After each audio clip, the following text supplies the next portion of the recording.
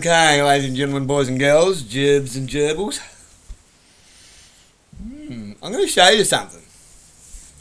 One is from the Department of DOJ in the United States, Department of Justice. It was from a hearing anyway, to do with the Department of Justice and banking. The other one is our Australian Governor General. Okay. See that necklace? Have a look at it. Right. Where are we? Make sure we got a good focus going on here. Where are we? Okay. Woo. Oh, that's terrible. Move that, move that. It confuses everything. Look at that necklace. Is it focused? Oh, I'm not. I know. Look, it's $2 production. Right. Whatever. Don't care. Whatever.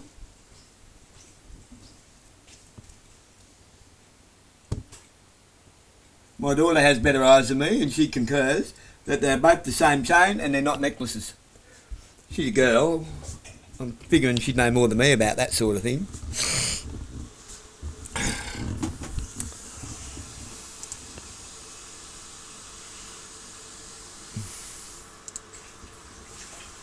Australian Governor General, United States member of DOJ. Now, yes, Ricardo Bosi did say to take notice of it.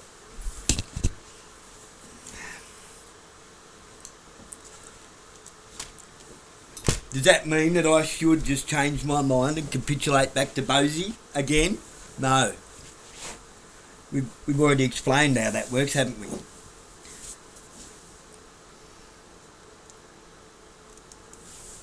There's always a good cow, a good steer. Alright? There's always a cow. It's usually a cow that'll lead the rest of the herd. There's a good sheep, a good ram. There's always a good ram. There's always a good goat. That will lead the rest of the flock or the herd straight to the shepherd, straight to the farmer, straight to the truck that takes them to the slaughter. But the good one doesn't go. The good one doesn't even know where they're going. It's just going there for food to the farmer, and it's a really well-behaved one. It's a pet, if you will. It's the cow that's the pet. It's the one that gets missed because it's the one that lives its days out as the good lead cow. Any dairy farmer will tell you they always have a good lead cow. You look after those cows because they bring the rest of the herd in for milking. They bring the rest of the herd in to load on the truck to send to the abattoirs. He did say to take notice of that necklace on the Governor General. The other one is from a hearing by Senator Hawley. No, not Hawley Beach.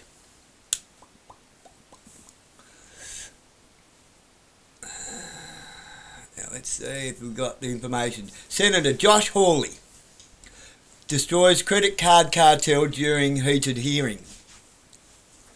What is that hearing about? Well, I've already done a video on that. It's a controlled demolition of the financial system, not the banks, not the banking cartel, the financial system. Right? Your financial provider, the bank you go to, where do they get their money from? I'm with NAB. Obviously they get their money from Visa. It's a loaning system. It's a finance system. To bring down the financial system, to start a new financial system, first you have to destroy the finance system. It has to fail. In order to justify a new financial system, the finance system has to fail. They're not the same. One is finance, lending and loaning, the lending and borrowing of money. The other one manages your bank account, the financial system. They do the transfer of money. One lends and borrows, the other one transfers. How do they transfer it digitally? Well, we have another company. So a finance company is not a bank. Okay? They operate the they operate the lending finance for the International Monetary Fund and the central banking system. MasterCard, Visa, Gold, Platinum, Black, Bronze, whatever.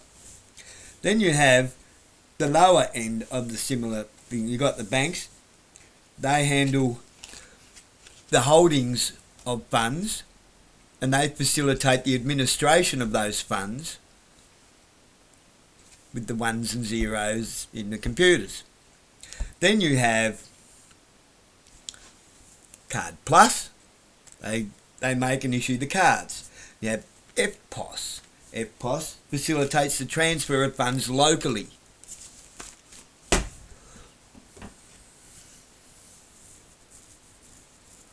These people have now been sworn to tell lies, not tell the truth.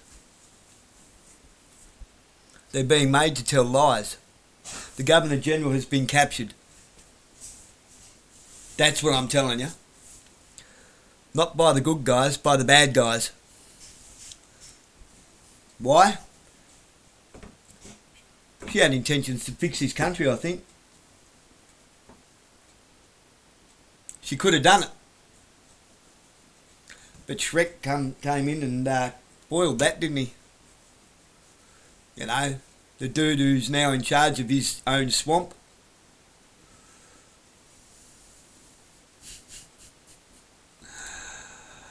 Oh yeah. Remember what I keep telling you, the PSYOP itself is the PSYOP. The PSYOP exposing the PSYOPs is the PSYOP in itself. 5D chess, ladies and gentlemen. Everything, everywhere, all at once. Including the PSYOPs. You need a biops to get rid of the PSYOPsy.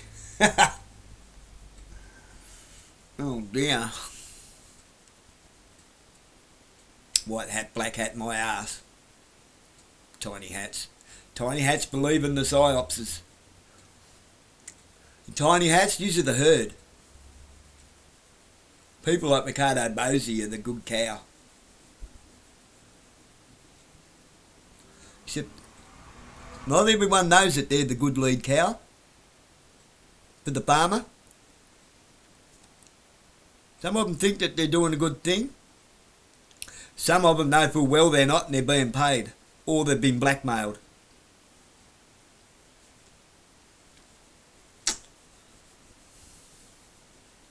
I'm not chasing Q drops, I just spotted something. That's not a necklace. That's a chain. They got a chain around their neck.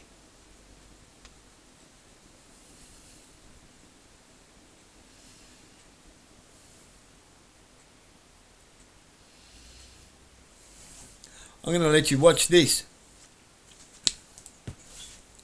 Hang on. I'm going to let you see exactly what Ricardo says. Why? Because you need to see this. You need to see it for what it is. Oh, it's got it in view, I'm pretty dang sure. Pretty diddy. Oh, pretty diddy. Oh, where are we? And, you know, look, I'm happy for a good payback if you're doing the work. But as you'll see her say of her own responsibility, she's just the nurse. Go back. Right with you. Let me know when you've got that, John. On screen. You got it? Okay. Here we go. Yes, sir. That's Australia's Governor General Samantha. Okay, Samantha Mostyn. Let's just give a rundown on who she is first. Her base salary, 709,000 Australian dollars. That's equal to 469 USD. Now, why do I say that? Because that's in excess of the President of the United States. And, you know, look, I'm happy for a good payback if you're doing the work. But as you'll see her say of her own responsibility, she's just the nurse that pats the sick kids on the head, according to her role. But I just find that an insult, I really do. More than the US President. Her curriculum indicates that she's a businesswoman. Well, no, not really. Not by any real definition of it. Those professional non-executive board members. and she's had roles both in the public and private sector. And they just rotate these non-executive roles. Now, NES they're called, non-executive. They're very important people.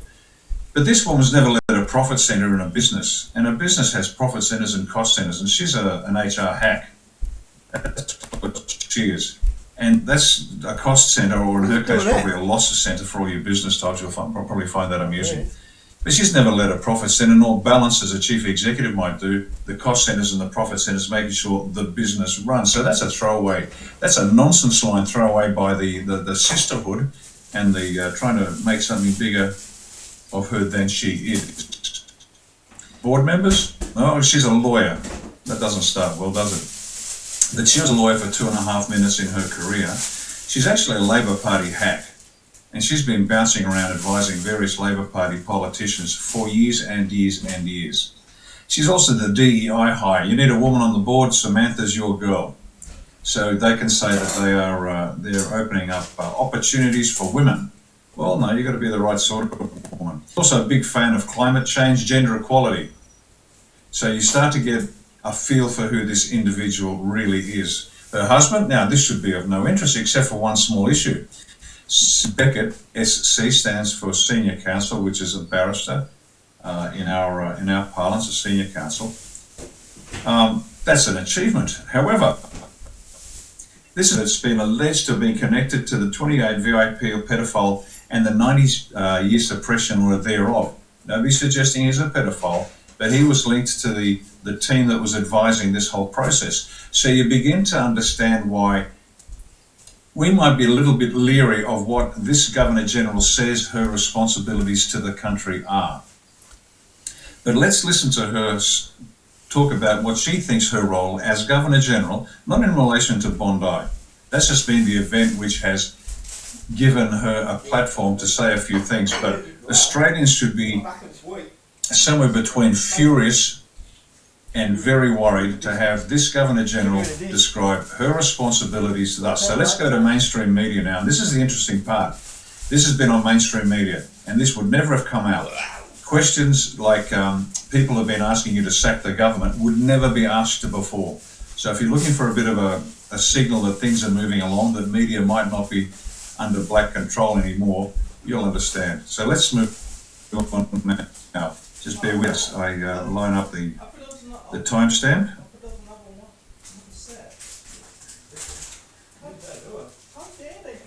Here we go. I can get it straight to the Governor of Boston, who is joining me in Bondi. Joining me, Governor-General, I really appreciate it. Firstly, let's just start by talking how you're feeling down there at the moment. Holly, it's a sign of a scene of great somberness. And without getting too political here, there is a lot of anger bubbling beneath the surface, and rightly so, from the Jewish community particularly. Do you understand their community frustration with our government? So I was just listening to the Prime Minister's press conference.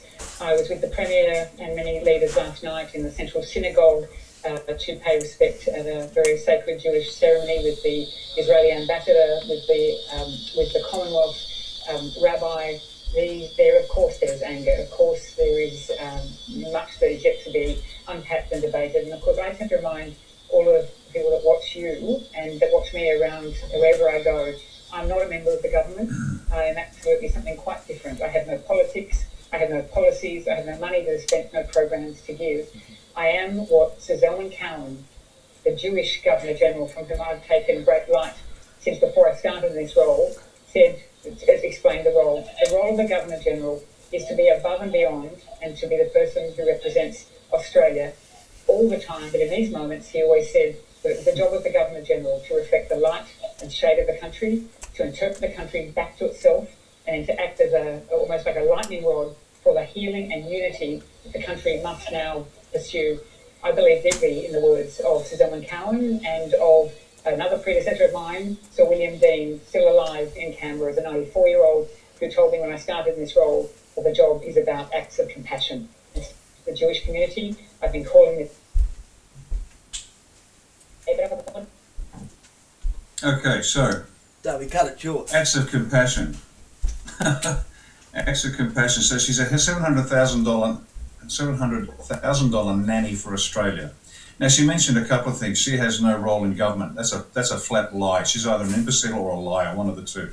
Secondly, quoting Zelman Cohen and William Dean as sources of opinion, which is probably valid for two former governors general, except for one small problem. Odds are that they were Masons, and Masons take an oath to conceal and never reveal. Masons take an oath to a power other than Australia. So why would I listen to a previous Governor General that has a very good chance of having been a piece of the Masonic filth? Pause. So let's... Tells you everything you want to hear. She just actually spoke a lot of truth. Not entirely. Tells you everything you want to hear, this bloke. Everything you want to hear. He's,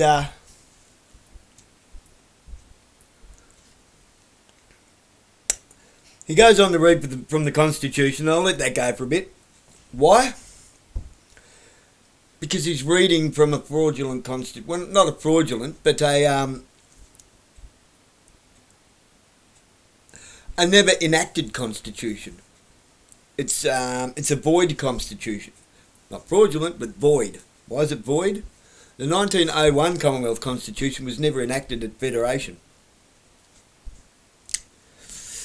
The Governor-General of the time never came back to Australia with it from Great Britain, from England, where it was activated there, but it never got activated here. It never got enshrined into Australian law at Federation.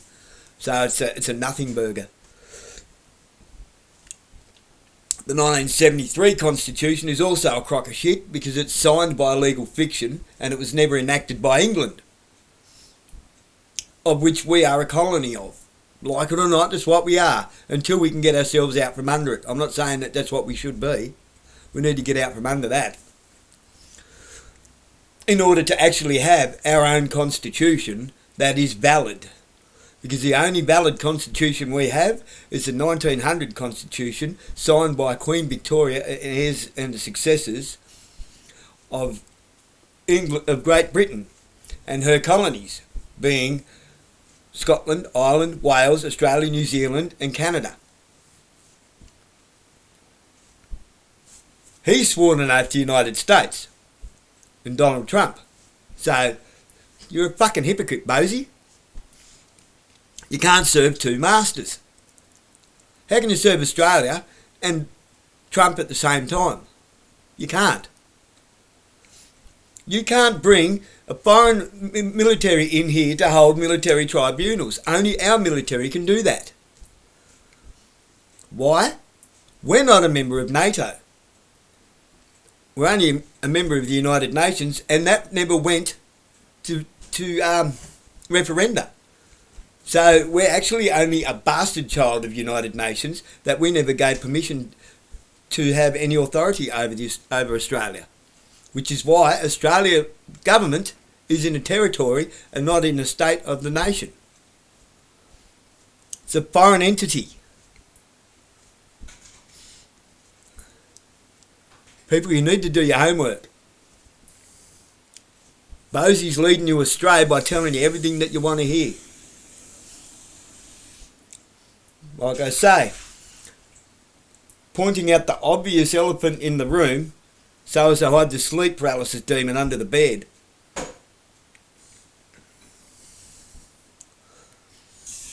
Go back and watch my video that I done by Middle Nation Shahid Bosi, who's a Muslim, who actually, I found it by accident, and he explains exactly the same thing. Not as an echo chamber, not as me to say, oh, that backs me up, so, you know, it's... No, because it's actually factual, and it's an outside opinion of someone looking in. When an outside opinion of someone looking in, who's an actual genuine Muslim Brotherhood leader, not a radicalised individual, not a radicalised ragtag group of fruitcakes and sand monkeys from somewhere in the Arabian nations. someone who's radicalised by the ideologies of being the bloodline of Ishmael. This is why it's important to know all this. You don't want to know about it because why? It's too complicated for you. All you're worried about is, oh, they took me guns. Well, they took mine too. They've taken mine fucking 3 times now. So what? So what? So what about you? What about us? What about everyone?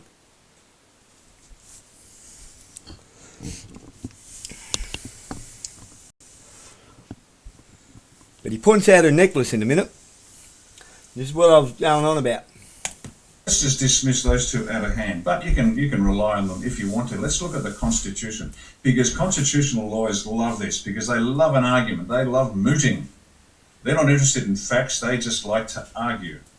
That's the problem with these guys. So let's have a look at it. Now, I'm no constitutional lawyer, and the constitutional lawyers will be guffawing at the temerity of a former army officer opining on their territory. Well, here's a smaller issue for you lawyers. For every one of you that says one thing, there's about 15 that'll say something else. So I'm not going to be relying upon my opinion. I'm just going to quote the Constitution in a couple of places. Then we'll talk about maybe a former Prime Minister and another former Governor-General for an alternative view to what we're about to get. So, ladies and gentlemen of Australia, please understand this. The system has been working perfectly for the elite. The system has been designed. You'd know, mate. Like I said, pick a constitution, any constitution, every constitution's a winner.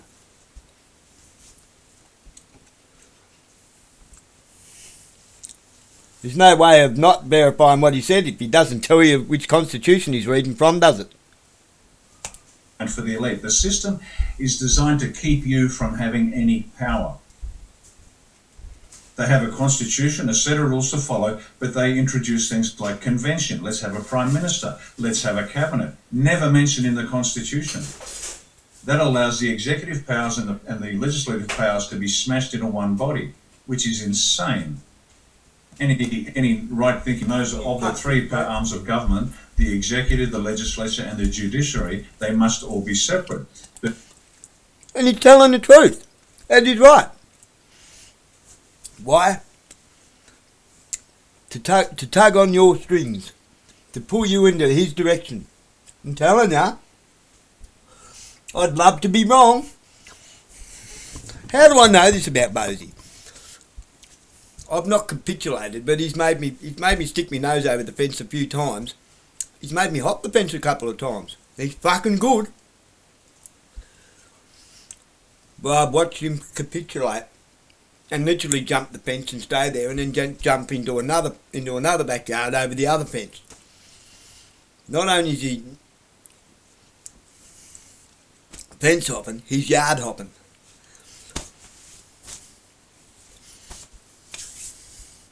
Every single platform he's ever been on, he's burnt the bridge on. And now they're all frenemies. Oh, we so hate each other. Come to my house and have a fucking beer. Right? They're not enemies. They're not enemies. They're just pretending to be enemies. So has anybody ever been able to actually verify that any buckets of money actually even went missing from Epic Park, from the Epic protest? Has anybody ever actually been able to verify that any went missing or didn't go missing, or whether they really existed, or whether they ended up going to the cause they were supposed to go to and they just pretended to have an argument about it? Nobody can verify. Nobody can confirm nor deny the whereabouts or the validity of any of that. Only that little group of people know. Bosi, Cossack, Leibold, Guru, John Wilson, the usual suspects. I've been on to them, I've been trying to get them to talk about it. Bosi now and then will talk about it, and he just points the finger at everybody else, and then the argument starts, does a circle, and then it goes quiet again. Oh, it was him, it was him, it was him, it was him, it was him. It's the opposite, and everybody's saying, no, it was me. No, it wasn't him, it was me. No, it wasn't him, it was me. It's the opposite version of that, which is impossible to investigate as long as everyone sticks to their story.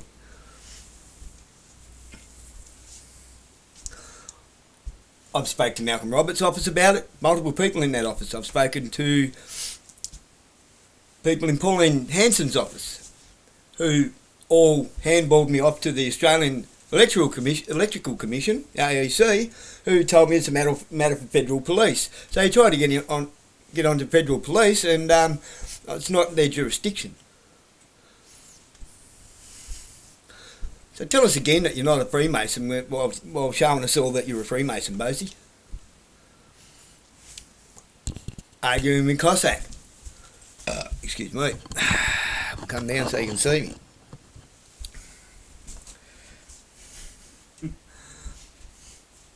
Don't fuck with me, Simeon Boykov. Something like that to those words. He's standing there like this. Showing all the Freemasons that he's telling the world that he's not a Freemason while he's telling Freemasons he's a Freemason.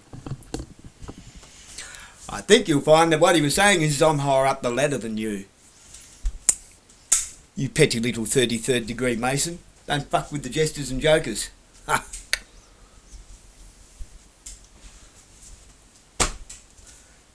So how can you trust anyone telling you they're not a Freemason when they all have sworn an oath of non-disclosure of association with Freemasons? They're not allowed to tell you they're a Freemason.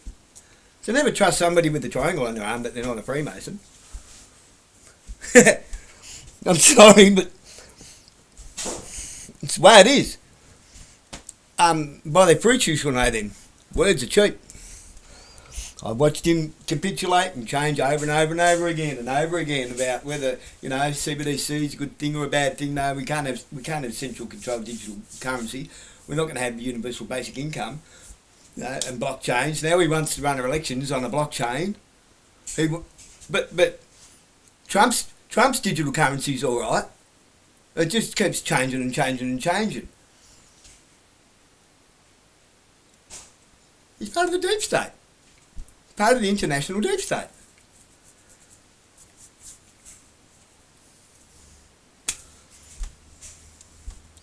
They're clever bastards.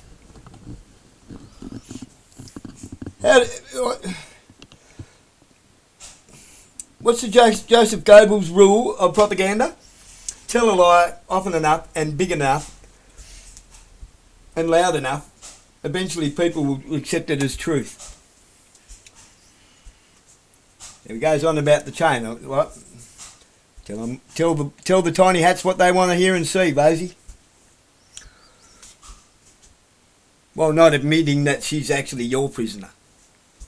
That over time they've degraded the position of the Governor-General to, as you can see now, a $700,000 nanny. But let's go through what the Constitution says, just in a couple of places. I'm certainly not going to replace our good friend in the United States, Derek Johnson, with his line by line. I could not compete on that level, but I want to sow the seed of doubt into everybody watching that what you're getting from people like the Governor-General, like the government, it's lies. All lies. Chapter 1, Part 1, Clause 5.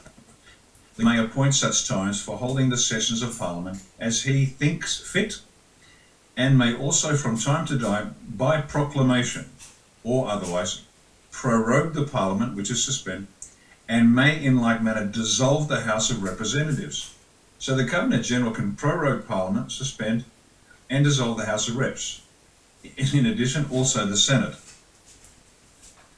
On that line from the Constitution. And it comes from the annotated Constitution of the Commonwealth of Australia, and the lawyers out there will know this one. This is quick and Garran. It is the go-to source for the Constitution and the commentary. And it says, it will be noticed that the section states that the Governor-General may perform these acts, and there is no reference to his so acting by the advice of the Federal Executive Council. Quickly, there's two quick and Garrans. 1900, 1901. As I said before, the 1901 Constitution was never enshrined at Federation. The Governor-General acts on his or her own will. Now, there are rules about the Governor. The Constitution does mention the Governor-General in Council, But in the final analysis, the Governor-General makes his or her own decisions, as was done by Sir John Kerr in sacking the Whitlam government in 1975. There is precedent here. Next, let's move on. Get to that. Bear with me for a moment.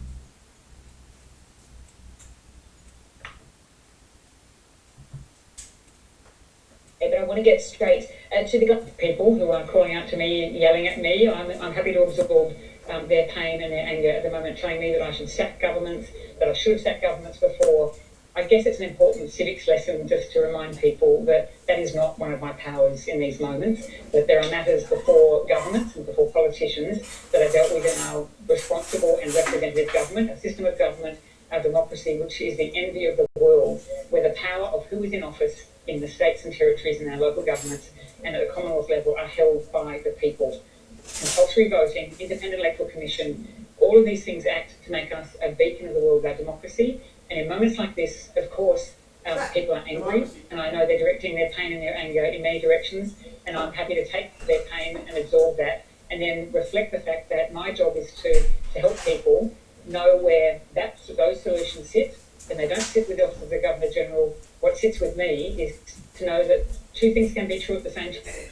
So, let me just, before I comment on that, have a look at that necklace, ladies and gentlemen. My Chief of Staff noticed that looks like a prisoner's chains, a slave's chains.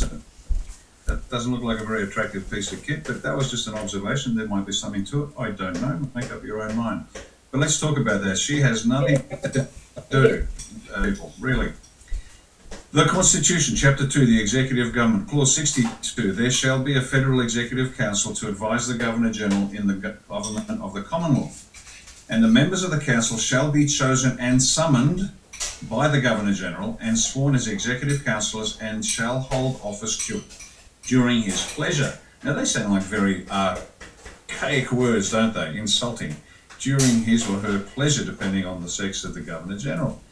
Well, that's the way it's written because that's what they meant. See, for those who think that the Constitution can be updated because it's archaic, they've forgotten one simple thing. The Constitution cannot be amended without a referendum of the people. So, not a feeling in your waters, it must be amended. Never been done. 8 times only, and it certainly didn't give power to anybody else. Here's the point. The Governor-General can remove a member of the Executive Council, can remove the entire Executive Council, can remove the entire Parliament. It is fully within the Governor-General power to do it. When and how does this occur? When and how does this occur? Now let's leave the retired colonel behind and let's talk about the prerogative powers as they're understood, and then we'll finish off with a couple of comments by a former Prime Minister and a former Governor-General to see whether there's any weight behind this concept of can the Governor-General intervene if there is a policy that the people definitely want and is not being listened to, or the reverse of that, if there is something that the people do not want and is being foisted upon them by a corrupted and unconstitutional Parliament? An interesting question. If the people want something and it's not coming their way, does the Governor-General have the right to dissolve Parliament? If the people are getting something they don't want, is the Governor-General empowered to remove the Parliament? Now, this is going to terrify every lawyer out there because they know they're on a hiding to nothing, to use an Australian expression. But let's go through it. The prerogative from the just a comment by me. Your powers and duties as Governor-General are described in the Constitution by letters patent and your commission by acts of the Commonwealth Parliament, by conventions established in past centuries in Great Britain, or by practices and customs that have developed in Australia. Now, that's a pretty sensible basis for powers to be established.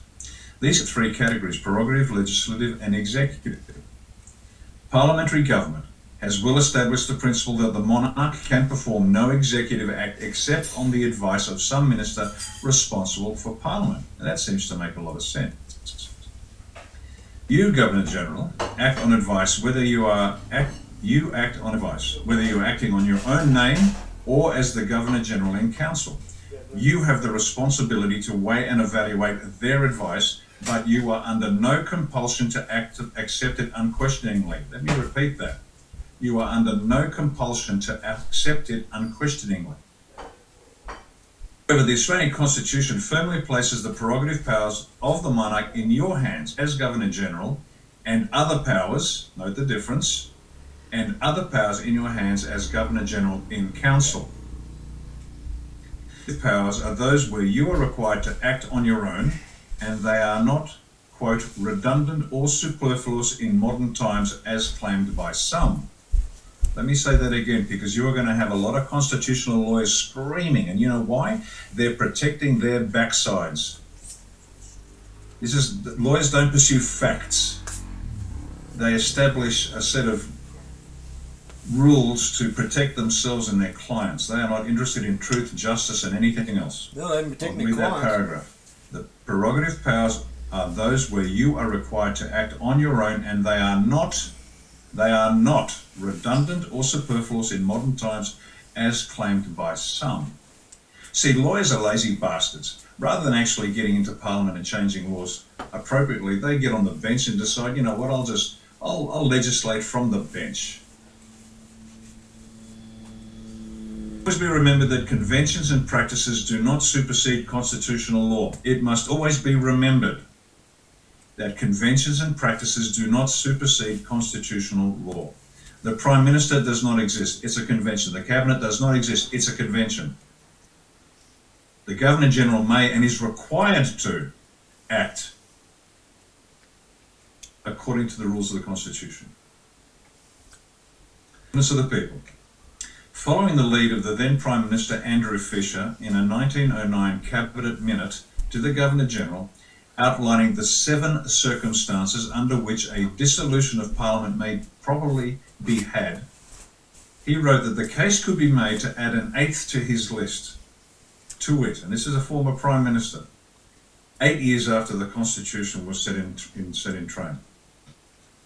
Good reason to believe that the people earnestly desire that the policy of the government shall not be given effect to. So what he's saying is, if the people earnestly desire that the government not introduce into law a policy, that could be made to dissolve the Parliament. So this is more than just a $700,000 nanny's problem. This is a Governor-General who has an acute eye and ear for what is going on and what the people's opinion is. Next. So, Australia's 17th Governor-General. 17th Governor-General. That's an interesting coincidence. Sir Paul Hasluck described the duties of the Governor-General, hinting, whether intentionally or unintentionally, that perhaps there existed a more than to consider the will of the people. So there's the Governor-General saying that perhaps the Governor-General had a duty to consider the will of the people, either way. So, ladies and gentlemen, what we have to ensure that those who conduct the affairs of the nation do so strictly in accordance with the Constitution and the laws of the Commonwealth with due regard to the public interest. To ensure that those who conduct the affairs of the nation do so strictly in accordance with the Constitution and the laws of the Commonwealth with due regard to public interest. So the Governor-General is required to ensure that the politicians do what they are required to do in accordance with the Constitution and the laws of the Commonwealth and with a due regard to the public interest. And no Governor-General has done that, not in recent times. And if that is the case, the Governors-General are guilty of treason. Let me say that again. The Governors-General are guilty of treason. There is no wiggle room here, ladies and gentlemen. So, let me just start that.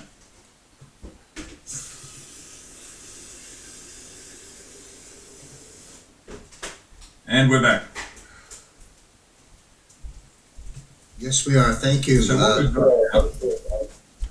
what we've got now is a very delicate situation, extraordinarily delicate. The evidence is overwhelming, and it's not for me to make the entire case. This is not a legal, we're not in a court of law, we're in the court of public opinion. And if the people don't believe that something is right, they should give voice to that. And if they think the Governor-General should take action, they should continue making that point. And if there are any lawyers out there left with any sense of right and wrong, which I strongly doubt, but if there are, perhaps they should lend their voice to this call to action for the Governor-General to do what she must do. Because to accept that she's a $700,000 a year nanny is not just insulting and rude, it is treasonous for her to fail in her duties. And if that's the case, ladies and gentlemen, we're in a world of hurt. So it's up to us, the people, now to stand up and demand that the Governor-General do her job. Thanks, John. Well, thank you for putting all that together so concisely. And my two takeaways, and then I have a question to close out with concerning it. As you just stated, Governor General is guilty of treason. We're familiar with that on our side over here, over the Biden and the previous administrations, and now this has been revealed here in Australia. You mentioned in the beginning, Ricardo, that this is the fact that the media is asking these type of questions on mainstream media. That you see, what's the positive spin on this, if you want to use that term? What's happening from dark to light, if you will, or who's in control behind this? What do you see happening as you normally dismantle things in America? Dismantle this in a paraphrase for me and for our audience. It's for those with eyes to see and ears to hear. The people viewing know what is going on. There are more arrests of pedophiles. It's happening so quickly. It's bizarre because it was never done before. If a pedophile was arrested, it was hushed up and disappeared. Now we're getting police officers, we're getting childcare workers. The system is starting to collapse, which means that the White Hats are driving this forward. This isn't happening because there's some honest cop or some honest poly driving this. No. That's point number one. The fact that the mainstream media is asking challenging questions of the Governor-General is point number two. This is extraordinary. There is no precedent for this level of political discourse in Australian media. Their questions are banal at best at any time. Normally, they'd be expecting everybody to cry.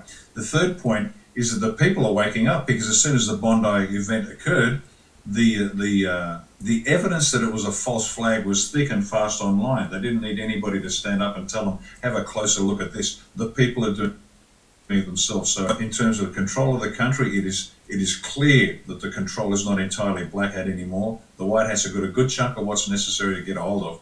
And secondly, an equally important measure is the fact that more and more people are now waking up to the lies because they've seen it so many times before.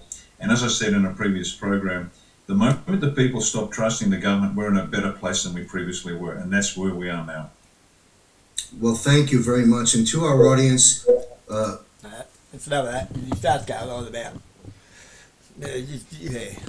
Like I say, been there, done that, and I really don't need to have my head done in by Scooby-Doo fairy tales. Inspector Gadget peeking in the brain, fucking Danger Mouse, fucking whatever. Battlestar Galactica.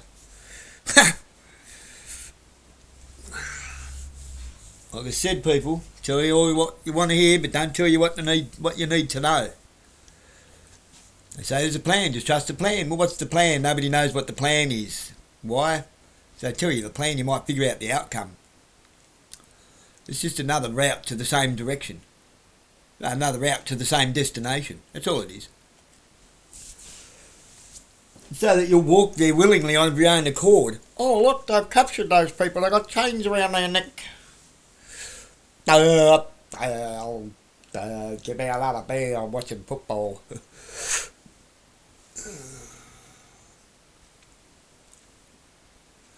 You see, what are they trying to G up? What do they keep G'ing up? Bosi's done it before. He's led marches and rallies and walking around with holding his kids up in the air and that. And Guru apparently had all of his stuff stolen by the cops, and they took all of his computers and everything, but was still able to do his bloody Project Matilda show. And according to Malcolm Roberts' office, Project Matilda doesn't exist. It's not a thing, apparently. Yeah. Pull the other leg. shit comes out of it.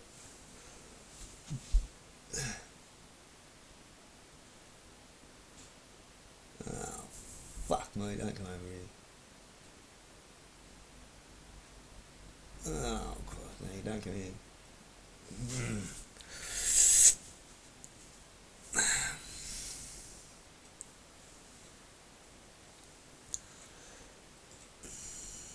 Basically what he's doing, he's trying to G everyone up. Why? So you go and get rubber bullets shot at you again. I've got to wrap this up because I've got to, someone in the neighbourhood I don't want his hanging around. I'm going to tell the kids to be quiet. Yeah, Robert fucking Cummings, another useless fucking useful idiot. The crab in the bottom of the bucket. Gone next door to try and lead him astray on the gear. Hey cops, your mate's next door now.